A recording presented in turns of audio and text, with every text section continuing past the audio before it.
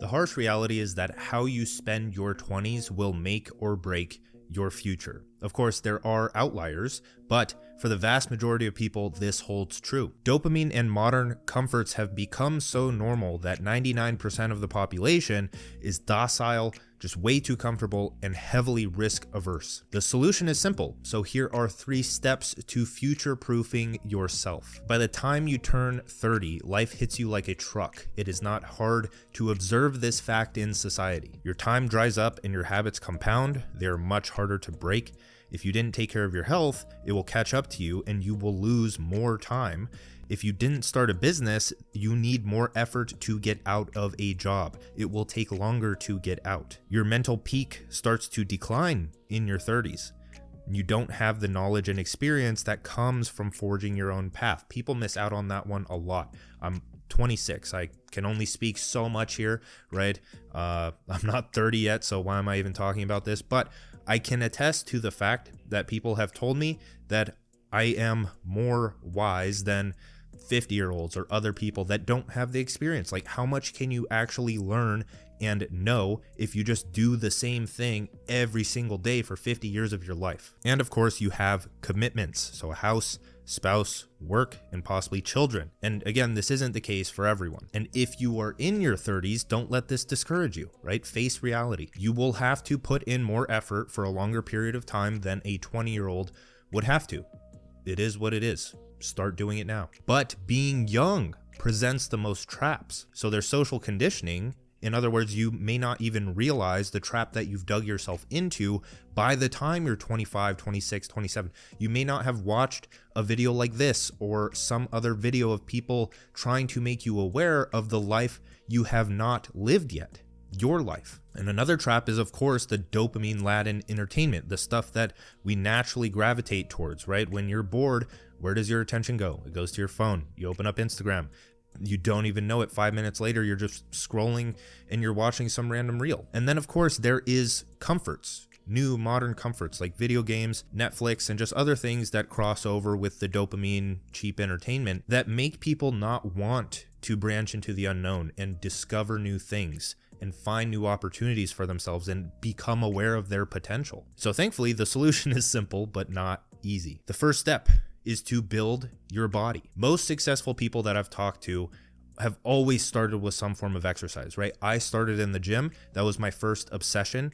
I did it for vanity reasons. I wanted to get jacked. I wanted to look good so I could get women. And that's what almost every single, at least dude that I know started with, that are now business people and vastly successful in more areas than just good looks. Because the gym specifically teaches you that you have to put effort into reality in order to get something out. It teaches you that you are not entitled to fucking anything. The gym is literally the opposite of cheap dopamine. It is meaningful dopamine that you see through progress, effort, hard work, and you get results because of it. And so the other thing is that looks matter whether you think it's fair or not, right? I know there are people that are less fortunate.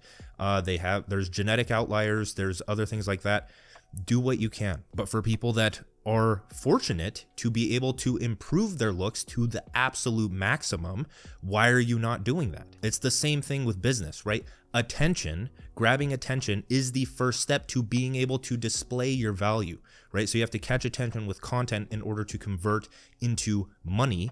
In the real world, you have to catch attention with your looks, your demeanor, how you present yourself to the world, and then that's when they discover who you are and your skill set and other things. And if you don't look good, you're taking a big chunk away from what can introduce you to new opportunities in the world. People just respect you more when you look good and you've put effort into your body, regardless of if you're still objectively ugly, right? If you don't look good, but you've put effort into building yourself up, people recognize that. You attract more attention from high-level people. And of course, there is a line where vanity can hurt your self-image, right? You can get trapped in that mental thought loop, but that's just an aspect of living with purpose, and that can be learned and overcome through a mindfulness practice, right?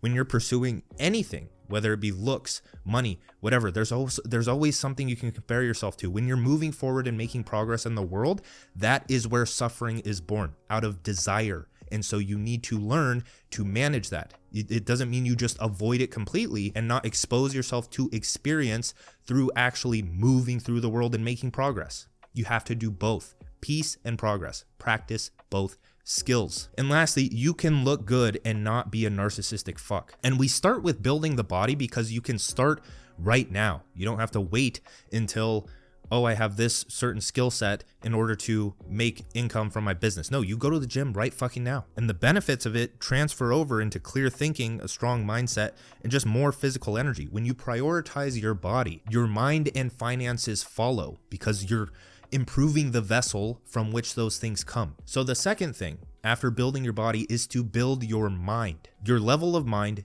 dictates your quality of life, right? Your level of mind is pretty much your perspective, how high and open of a perspective you have from which you interpret the problems in your life. If you have a low level of mind and you are focused on a problem within that level of mind, like paying the bills and, oh no, you're trapped in this mental thought loop, and then you don't learn the skills and gain the experience necessary to increase above that, to view the problem from a lens that does not bother you, right? Because your problems don't go away, you just get better at perceiving them. And with this, you don't need to understand every single part of a nice car in order to have a nice ride. But with the mind, it doesn't work like that. You have to understand your mind in order to use it and in order to drive it, and that alone will dictate the quality of your human experience in and of itself. So schedule time to study philosophy, study spirituality, study metaphysics, study psychology, study epistemology, study stages of ego development,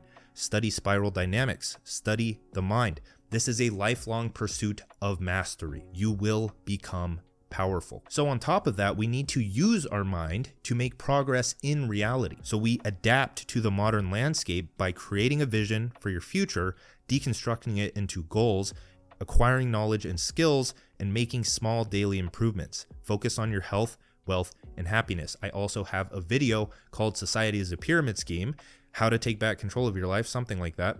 But that's a great video for breaking that process down more. Now, step number 3, we built our body, we're building our mind, build your business. That's step 3. Entrepreneurship is for everyone.